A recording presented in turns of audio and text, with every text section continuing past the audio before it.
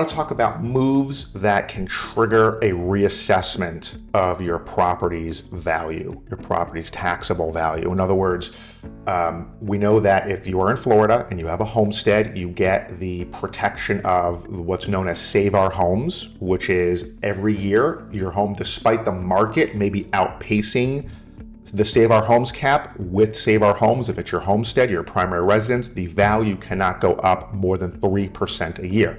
That's significant, especially if you're in your home for a long period of time. You really minimize the amount of property taxes you would normally pay had you been paying taxes consistent with the property's fair market value.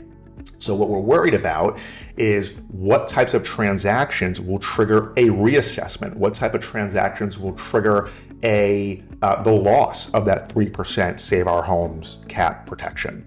Okay, generally speaking, any change of the ownership structure will result in the loss of Save Our Homes for that year and cause the reassessment of your taxable property value. So that can be substantial. So what we typically don't want to do is just add people to our deeds, right? Typically adding, a lot of people for estate planning purposes, for probate avoidance purposes, will say, I'm going to add my children to the deed of my home so that after I pass away, the children can inherit it and you don't have to go through probate. There are lots of problems with that, and I have other videos that discuss why, for all sorts of reasons, why that's a bad idea. However, to stay stay focused on the subject of this video, by doing that, you are likely going to trigger a reassessment of your home's taxable value, and you will wind up paying more in property taxes. So we just have to be aware of whether or not that's something that you want to do, or if you want to discuss with an experienced estate planning attorney how to get property to your children where they don't have that that significant tax increase. So, okay, but I also want to point out there are some exceptions to that general rule.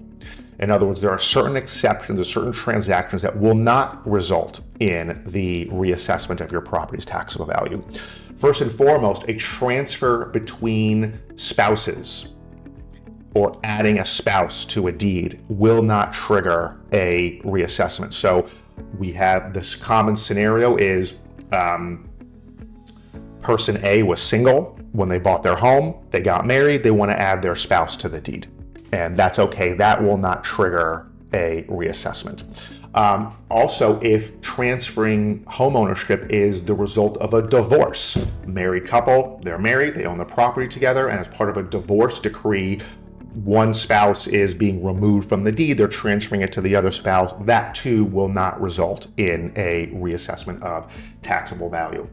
If the home is being transferred to a surviving spouse, in other words, the original homeowner died and it's going to be transferred, whether through probate or through other means, going to the surviving spouse, or for the benefit of a minor or disabled child who lived in the home, who lives in the home regularly, that will not, as a result of someone's passing away, that will not result in an increase in taxable value.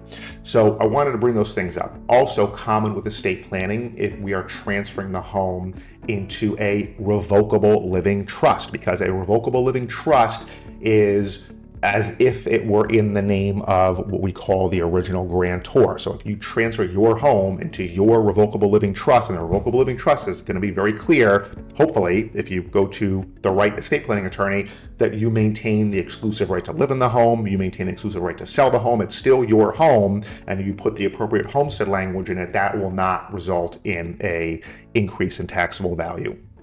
And in my experience, sometimes we're transferring a primary residence into an irrevocable trust. And we do that for typically Medicaid planning purposes, so that if you later needed to sell the home, the resulting proceeds wouldn't disqualify you from being eligible for needs-based government benefits to help pay for home care or facility care. But only if the irrevocable trust is written properly. It's could be more, not just any irrevocable trust. It has to be written properly have the right homestead provisions in it. That too will not result in the reassessment of your property's taxable value. But that's a little more fraught, because if you put in the wrong type of irrevocable trust, it very well might result in taxable increases. But I also want to give you another pointer, which is no one likes the idea of calling any type of government agency. Everyone just thinks of, I think you probably think of the DMV and how long you're on hold for.